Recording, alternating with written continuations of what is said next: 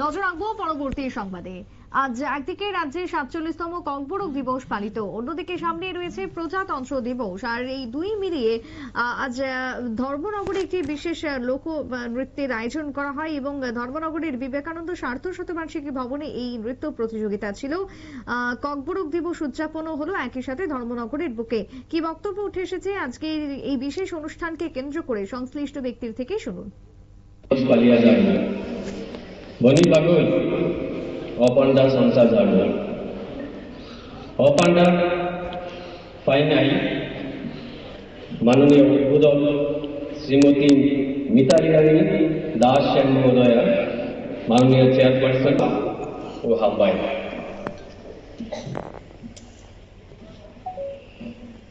আং sub divisional magistrate Dharmanagar নিজ তরফতই লগি সাব ডিভিশনাল মহকুমা ধর্মনগর প্রশাসন তরফতই জানিয়ে ককবরক দিবস শুভেচ্ছা জ্ঞাপন।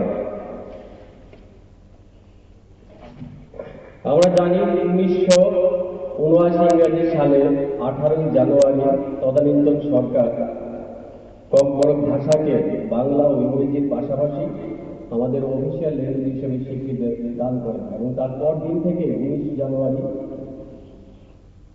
1979 থেকে শুরু হয় ককবরক দিবস পালন এবং সেই ধারাবাহিকতায় আজকে আমাদের 47তম ককবরক দিবসের পালন করছি আমরা। ককবরক ভাষা সিনো তিব্বতিয়ান ভাষার অন্তর্ভুক্ত তিব্বতিয়ান বার্মা ভাষার শাখার অন্তর্ভুক্ত।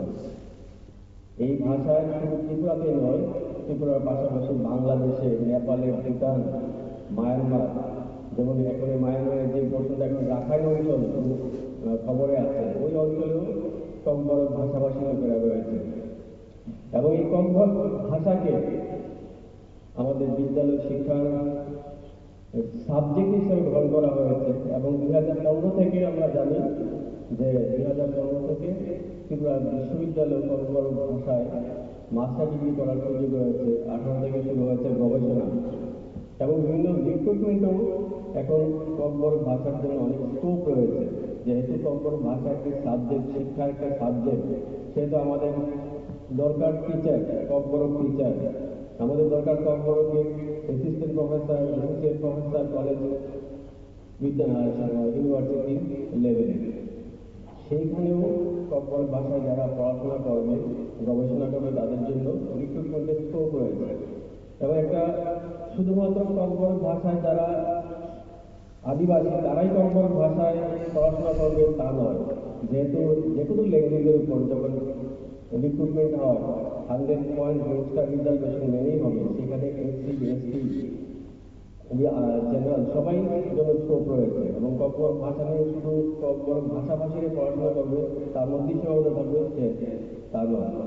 আমরা জানি আগে একটা উদাহরণ বলতে পারি যে আকাশবাণী আগরতলার যে ককবরক নিউজ লিডার, উনিও কিন্তু নিতাই আচার্য, সবাই নাম জানি আমরা, উনি কিন্তু ককবরক এসটি কমিউনিটি থেকে নয়, উনি একজন বাঙালি।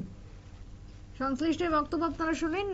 একদিকে ককবরক দিবস, অন্যদিকে প্রজাতন্ত্র দিবস, সবকিছুকে সামনে রেখেই আজকে জনজাতীয় লোকনৃত্য প্রতিযোগিতার আয়োজন হলো ধর্মনগরের বুকে। ছোট্ট বিরতির পর ফিরছি, সঙ্গে থাকুন।